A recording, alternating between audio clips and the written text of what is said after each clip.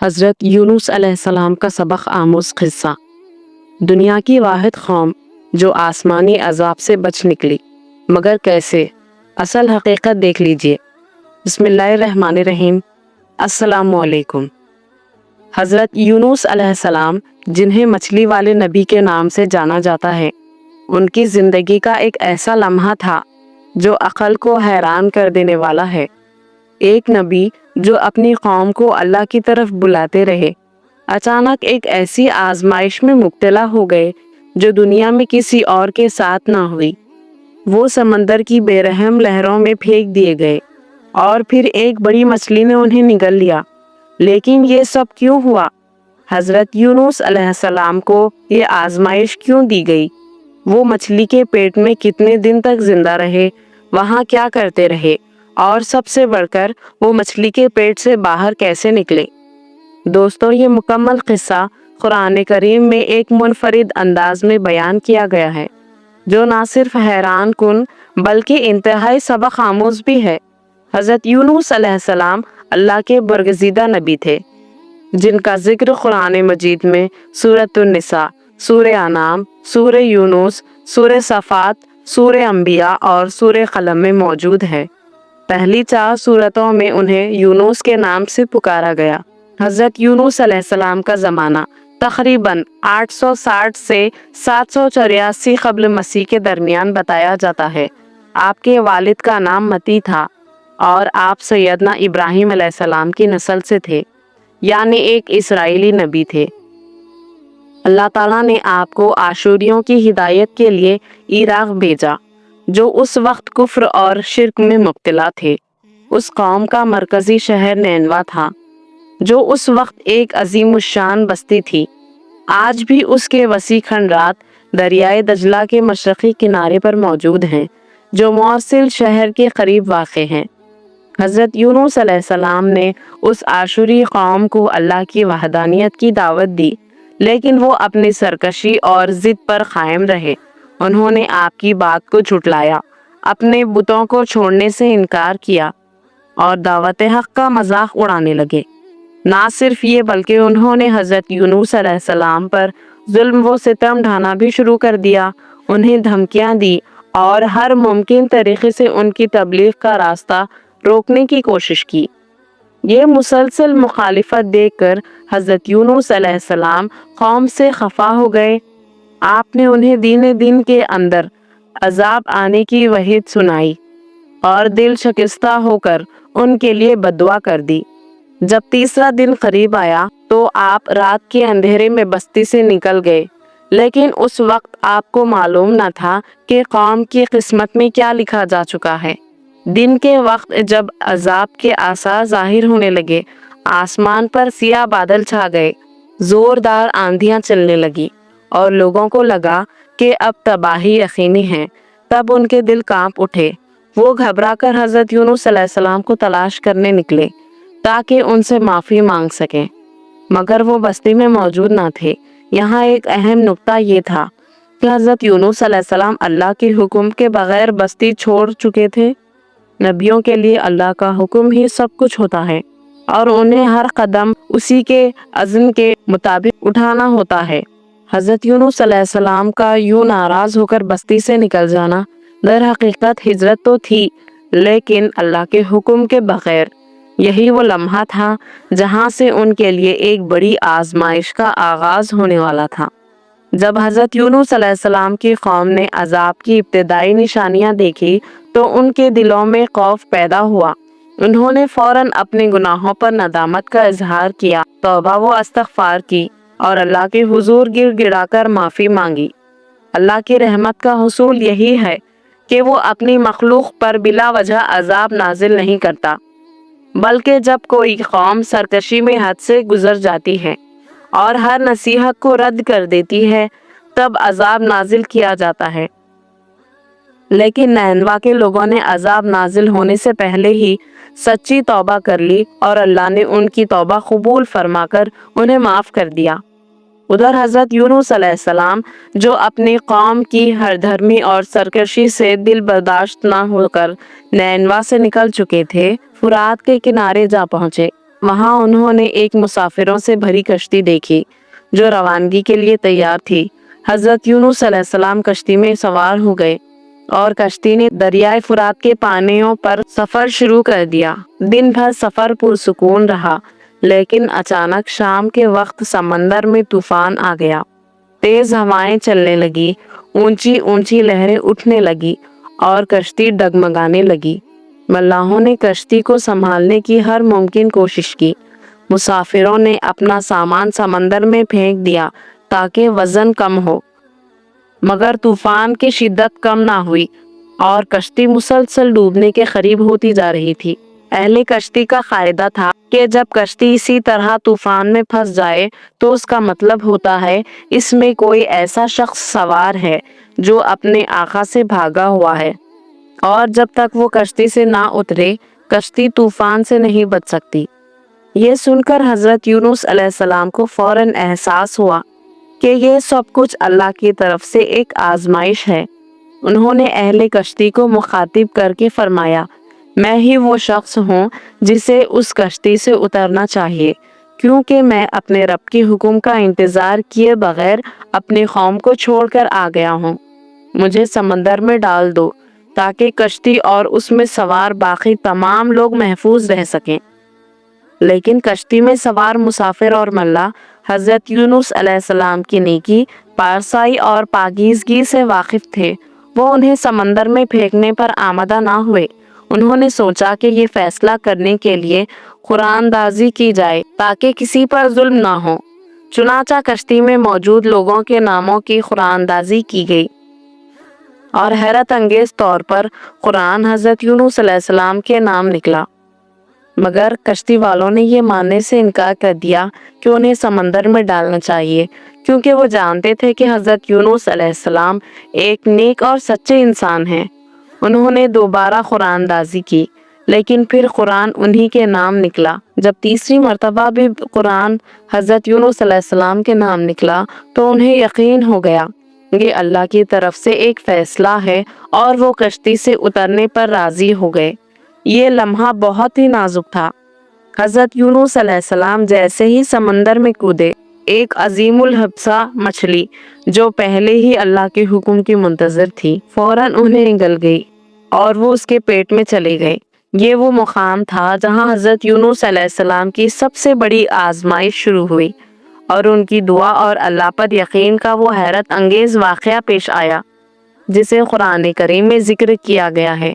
دوستوں، حضرت یونس علیہ السلام کشتی سے سمندر میں کودے تو اللہ تعالیٰ نے ایک بڑی مچھلی کو حکم دیا کہ وہ انہیں نگل لیں، لیکن یہ بھی فرمایا کہ یہ تمہاری رضا نہیں، ان کے جسم کو کوئی تکلیف نہیں ہونی چاہیے۔ اللہ کے حکم سے مچھلی نے انہیں نگل لیا، مگر وہ اس کے پیٹ میں زندہ رہے۔ جب حضرت یونس علیہ السلام نے خود کو مچھلی کے پیٹ میں پایا تو انہیں احساس ہوا کہ وہ اللہ کی اجازت کے بغیر اپنی قوم کو چھوڑ کر آ گئے تھے۔ اس ندامت کے ساتھ انہوں نے اللہ کی بارگاہ میں دعا اور استغفار شروع کر دیا۔ وہ 3 اندھیروں میں گھر چکے تھے، ایک رات کا اندھیرا، دوسرا سمندر کی گہرائیوں کا اندھیرا، اور تیسرا مچھلی کے پیٹ کا اندھیرا۔ ان گپ اندھیروں میں حضرت یونس علیہ السلام نے اللہ کو پکارا اور ایک ایسی دعا مانگی جو قیامت تک ہر حاجت مند کے لیے نجات کا ذریعہ بن گئی۔ حضرت یونس علیہ السلام کی یہ دعا قرآن مجید میں یوں بیان ہوتی ہے، لا الہ الا انت سبحانک انی کنت من الظالمین۔ اے اللہ، تیرے سوا کوئی معبود نہیں، تو پاک ہے، بے شک میں ہی اپنے نفس پر ظلم کرنے والا تھا۔ یہ دعا اتنی معبود ہوئی کہ اللہ تعالیٰ نے اسے قبولیت کی نشانی بنا دیا، بلکہ حضور صلی اللہ علیہ وسلم نے فرمایا کہ جو بھی سچے دل سے یہ دعا مانگے گا اللہ اس کی پکار ضرور سنے گا۔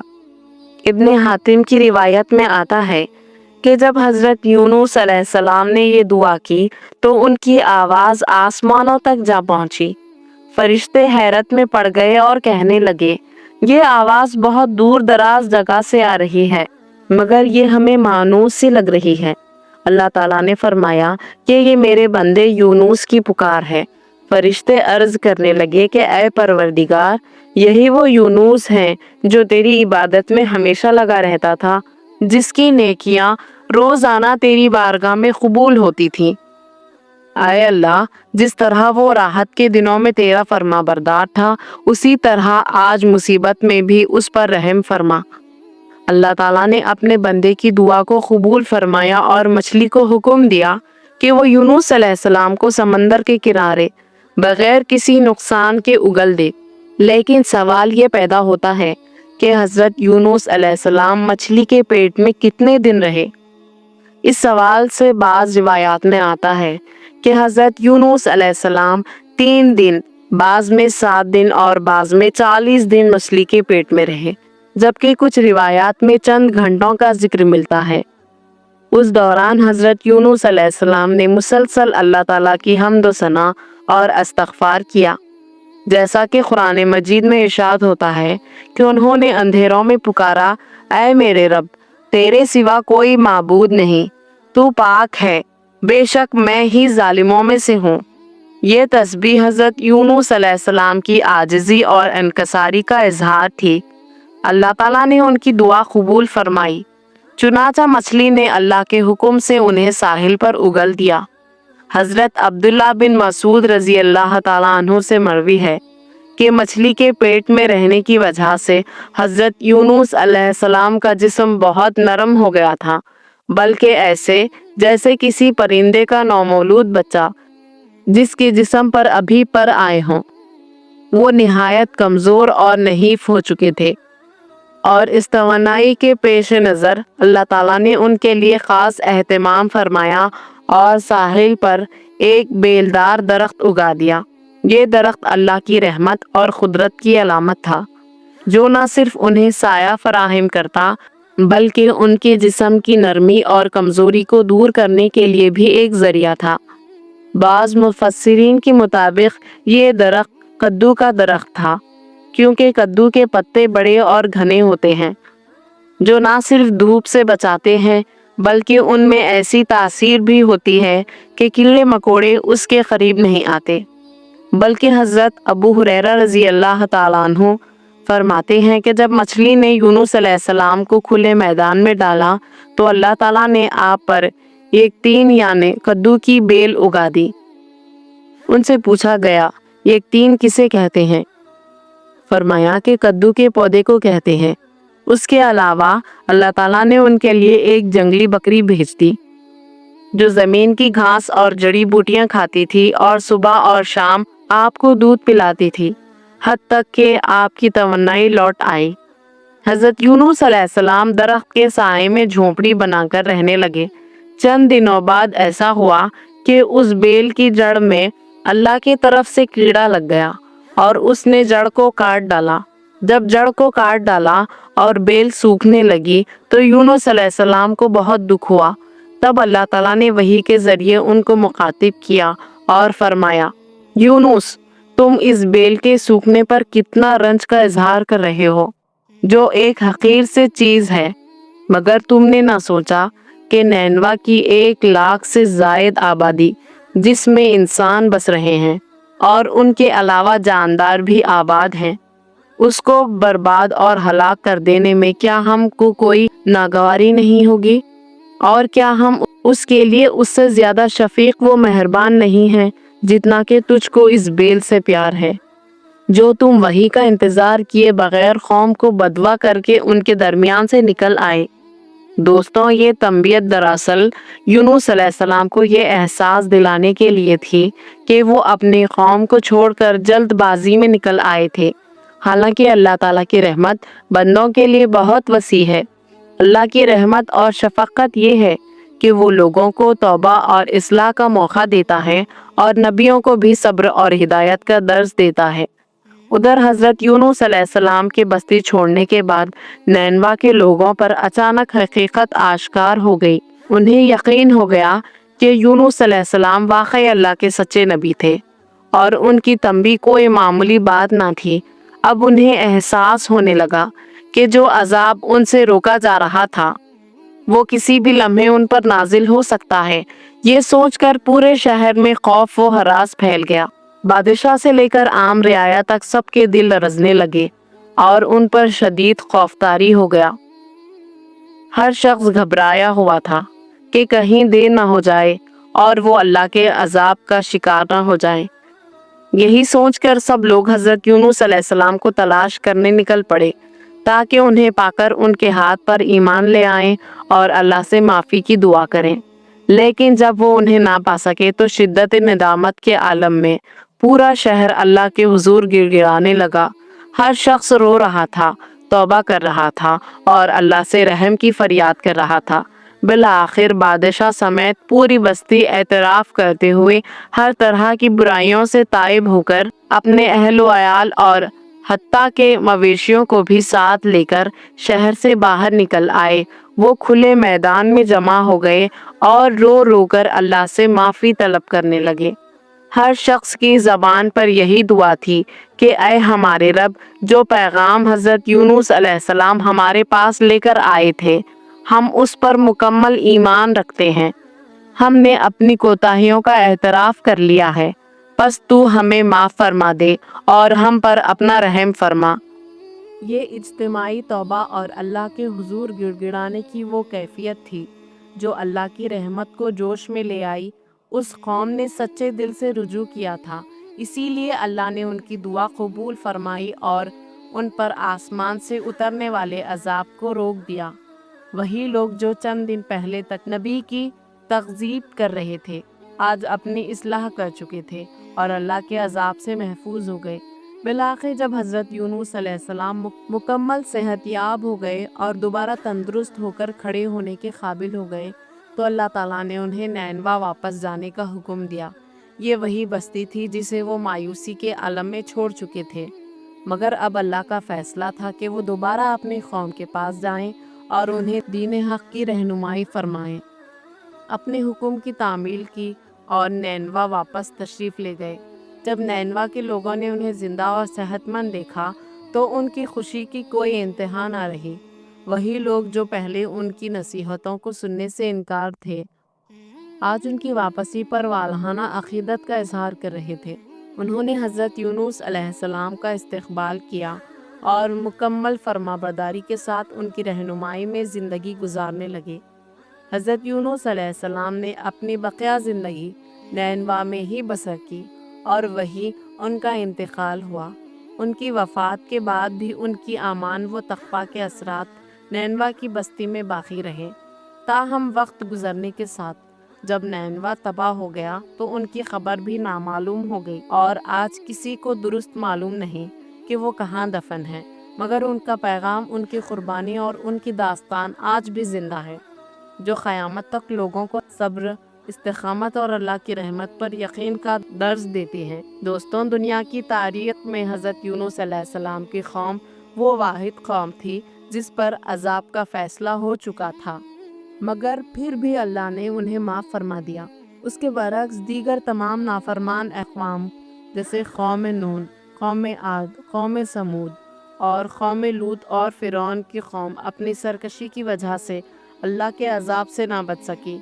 उन तमाम अक़वाम को बार बार तंबीह की गई, मगर उन्होंने अपने अम्बिया की दावत को झुटलाया, यहाँ तक कि अल्लाह का गज़ब नाजिल हो गया और वो सफ़े हस्ती से मिटा दी गई। लेकिन नैनवा के लोगों ने जब अजाब की निशानियाँ देखी तो वो फ़ौरन अल्लाह की तरफ रुजू कर गए, खालिस तौबा की गिड़गिड़ाए और अल्लाह की रहमत के तलबगार बने। बस अल्लाह ने उनकी तौबा कबूल फरमाई और उन पर से अजाब हटा दिया। दोस्तों, नबी सल्लल्लाहु अलैहि वसल्लम ने कई मौके पर हज़रत यूनुस अलैहिस्सलाम के सब्र का जिक्र फरमाया। एक हदीस में आया है कि जब नबी सल्लल्लाहु अलैहि वसल्लम ताइफ के लोगों को अल्लाह के दीन की दावत देने के लिए तशरीफ़ ले गए, आप सल्लल्लाहु अलैहि वसल्लम ने अहले ताइफ के सरदारों से मुलाकात की और उन्हें इस्लाम की तरफ बुलाया। लेकिन उन्होंने ना सिर्फ आपकी बात को ठुकराया बल्कि ताइफ के शरीर लोगों और बच्चों को उकसाया कि वो आप सल्लल्लाहु अलैहि वसल्लम पर पत्थर बरसाएं। नबी करीम सल्लल्लाहु अलैहि वसल्लम पर इतने पत्थर बरसाए गए कि आप सल्लल्लाहु अलैहि वसल्लम के मुबारक पांव ज़ख्मी हो गए और खून बहने लगा। आप सल्लल्लाहु अलैहि वसल्लम इंतहाई तकलीफ़ में थे, यहाँ तक कि जब आप ایک باغ میں پناہ لینے کے لیے پہنچے تو جسم لہو لہان ہو چکا تھا۔ اس باغ میں آپ صلی اللہ علیہ وسلم نے اللہ کی بارگاہ میں انتہائی عاجزی کے ساتھ دعا کی، اے اللہ، میں اپنی کمزوری، اپنی بے بسی اور لوگوں کے سامنے اپنی بے قوتی کی شکایت تجھ سے ہی کرتا ہوں۔ اے سب سے زیادہ رحم کرنے والے، تو کمزوروں کا رب ہے، تو میرا بھی رب ہے، تو مجھے کن کے حوالے کر رہا ہے؟ کسی ایسے دور والے کے جو مجھ پر سختی کرے، یا کسی دشمن کے جسے تو نے میرے معاملے پر قابو دے دیا ہو؟ اگر تو مجھ سے ناراض نہیں ہے تو مجھے کسی بات کی پرواہ نہیں، لیکن تیری رحمت میرے لیے زیادہ وسیع ہے۔ یہ وہ لمحہ تھا جب اللہ تعالیٰ نے حضرت جبرائیل علیہ السلام کو بھیجا، جنہوں نے کہا اگر آپ صلی اللہ علیہ وسلم حکم دیں تو یہ پورا شہر پہاڑوں کے درمیان پیس دیا جائے، لیکن آپ صلی اللہ علیہ وسلم نے فرمایا نہیں، بلکہ میں امید رکھتا ہوں کہ اللہ ان کی نسلوں میں سے ایسے لوگ پیدا کرے گا جو صرف ایک اللہ کی عبادت کریں گے اور اس کے ساتھ کسی کو شریک نہ کریں گے۔ اسی حالت میں نبی صلی اللہ علیہ وسلم درخت کے نیچے بیٹھ گئے۔ اسی دوران طائف کے باغ کے مالک عتبہ اور شیبہ بن ربیع نے اپنے غلام عداس کو انگوروں کا ایک گچھا دے کر بھیجا تاکہ وہ نبی صلی اللہ علیہ وسلم کی خدمت میں پیش کریں۔ جب عداس نے آپ صلی اللہ علیہ وسلم کو کھانے کے لیے انگور پیش کیے تو نبی صلی اللہ علیہ وسلم نے بسم اللہ کہہ کر کھانے کے لیے ہاتھ بڑھایا۔ عداس حیران ہوا اور پوچھا، یہ الفاظ آپ نے کہاں سے سیکھے؟ کیونکہ اہل عرب ایسے الفاظ نہیں کہتے۔ نبی صلی اللہ علیہ وسلم نے اس سے پوچھا، تم کہاں کے رہنے والے ہو؟ عداس نے جواب دیا، میں نینوا کا رہنے والا ہوں۔ آپ صلی اللہ علیہ وسلم نے فرمایا، نینوا یعنی یونس کا شہر۔ یہ سنتے ہی عداس حیران ہو گیا اور کہنے لگا، آپ یونس علیہ السلام کو کیسے جانتے ہیں؟ نبی کریم صلی اللہ علیہ وسلم نے فرمایا، وہ میرے بھائی تھے، وہ بھی اللہ کے نبی تھے اور میں بھی اللہ کا نبی ہوں۔ یہ سنتے ہی عداس فوراً نبی صلی اللہ علیہ وسلم کے ہاتھوں کو چومنے لگا اور اسلام قبول کر لیا۔ یہاں ایک اہم بات یہ ہے کہ نبی صلی اللہ علیہ وسلم نے طائف میں پیش آنے والی مصیبتوں کے باوجود حضرت یونس علیہ السلام کی آزمائش کو یاد کیا اور صبر کیا۔ حضرت یونس علیہ السلام کو مچھلی کے پیٹ میں صبر کرنا پڑا تھا، اور نبی صلی اللہ علیہ وسلم نے طائف کی وادی میں صبر سے کام دیا۔ آپ صلی اللہ علیہ وسلم اس موقع پر بھی اللہ کی رحمت سے مایوس نہیں ہوئے، اور اسی صبر و استقامت کی وجہ سے اللہ تعالیٰ نے آپ کی دعوت کو کامیابی عطا فرمائی۔ دوستوں، یہاں پر یہ بات بھی واضح کر دو کہ حضرت یونس علیہ السلام کا ذکر قرآن مجید میں تو کئی مقامات پر آیا ہے، لیکن احادیث میں بھی ان کے حوالے سے کچھ واقعات اور فرامین موجود ہیں۔ نبی صلی اللہ علیہ وسلم نے حضرت یونس علیہ السلام کی آزمائش، ان کی دعا، ان کے مقام کے بارے میں مختلف موقع پر گفتگو فرمائی۔ حضرت سعد بن ابی وقاص رضی اللہ تعالیٰ عنہ سے روایت ہے کہ رسول اللہ صلی اللہ علیہ وسلم نے فرمایا کہ حضرت یونس علیہ السلام کی جو دعا انہوں نے مچھلی کے پیٹ میں مانگی تھی، جو مسلمان کسی بھی پریشانی میں یہ دعا کرے گا تو اللہ تعالیٰ اس کی دعا کو قبول فرمائے گا۔ یہ حدیث اس دعا کی فضیلت کو ظاہر کرتی ہے اور سکھاتی ہے کہ اگر کوئی مشکل میں ہو تو حضرت یونس علیہ السلام کی دعا کو اپنا ورد بنائے، کیونکہ یہ دعا قبولیت کے دروازے کھول دیتی ہے۔ روایات میں آتا ہے کہ حضرت یونس علیہ السلام کا نبی صلی اللہ علیہ وسلم سے بہت گہرا تعلق تھا۔ نبی کریم صلی اللہ علیہ وسلم نے فرمایا کہ کسی کو یہ زیب نہیں دیتا کہ وہ مجھے یونس بن متی یعنی یونس علیہ السلام سے افضل کہے۔ یہ حدیث حضرت یونس علیہ السلام کے مقام مرتبے کو ظاہر کرتی ہے کہ وہ اللہ کے برگزیدہ نبیوں میں سے تھے، اور نبی کریم صلی اللہ علیہ وسلم ان کی تعظیم اور احترام کا حکم دیا۔ نبی کریم صلی اللہ علیہ وسلم نے ایک مرتبہ اپنے ایک صحابی کو یا ابن امی یونس یعنی اے یونس علیہ السلام کی والدہ کے بیٹے کہہ کر بلایا، حالانکہ وہ حضرت یونس علیہ السلام کے حقیقی بھائی نہیں تھے۔ یہ الفاظ نبی کریم صلی اللہ علیہ وسلم کی محبت اور انبیاء اکرام کے آپس میں بھائی ہونے کی طرف اشارہ کرتی ہیں۔ بعض علماء اکرام کا کہنا ہے کہ نبی صلی اللہ علیہ وسلم نے اس شخص کو حضرت یونس علیہ السلام سے تشبیہ دی ہو، کیونکہ وہ یا تو کسی آزمائش سے گزر رہے تھے یا کسی معاملے میں حضرت یونس علیہ السلام سے مشابہت رکھتے تھے۔